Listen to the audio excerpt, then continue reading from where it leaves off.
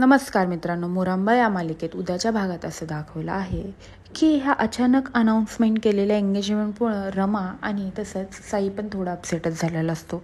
रमा म्हणते घरी येऊन अण्णांना, अण्णा तुम्ही सगळ्यांमध्ये असं डायरेक्ट कशाला बोलला, मला आधी बोलायचं ना.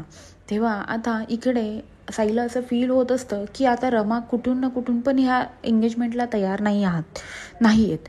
त्यामुळे साई त्यांना डायरेक्टलीच म्हणतो की तुम्ही जर या नात्याला तयार नसाल तर आपण अजूनही थांबू, मला जबरदस्ती नाही करायची तुमच्यावर. असं बोलल्यानंतर रमा लगेचच म्हणते, नाही असं नाही, मला माझ्या आयुष्यात पुढं जायचं आहे, आपण एंगेजमेंट करू, ठरल्या दिवशी आपण एंगेजमेंट करून आणि आपण आत्ताच तयारीला लागू. असं बोलल्यानंतर साईला पण आता थोडा दिरासा मिळतो की रमा स्वतःहून आता करायचं म्हणते तर आपण नको माघार घ्यायला. आणि साई एका अर्थी खुशच झालेला असतो, कारण की त्यांनी 1 नाही 2 नाही तर अशी 7 वर्ष रमाची वाट बघितलेली असती.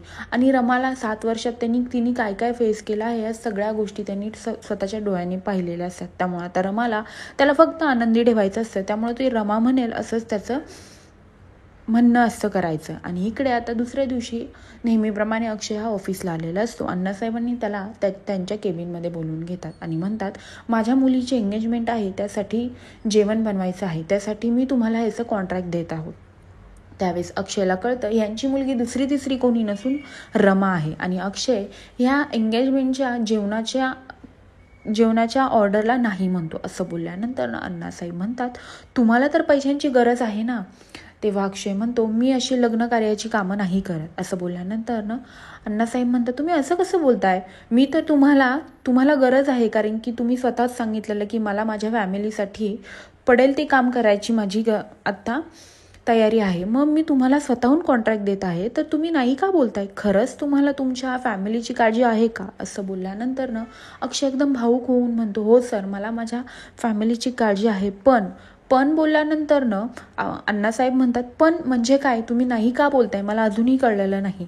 आता अक्षय खरं काय सांगू शकत नव्हतं, तुम्ही ज्या मुलीच्या लग्नाचा थाट घालत आहात ती दुसरी तिसरी कोणी नसून माझी बायको आहे, असं अक्षय सांगू तर शकत नसतो. पण आता पुढे जाऊन काय होईल, खरंच अक्षय रमाच्या एंगेजमेंटची जेवणाची ऑर्डर घेईल का, आणि अण्णासाहेबांना पुढे जाऊन हे सगळं सत्य कळेल का की रमाचा पास्ट हा त्यांच्या समोर उभा आहे.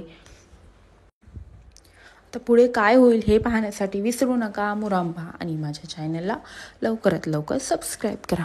धन्यवाद.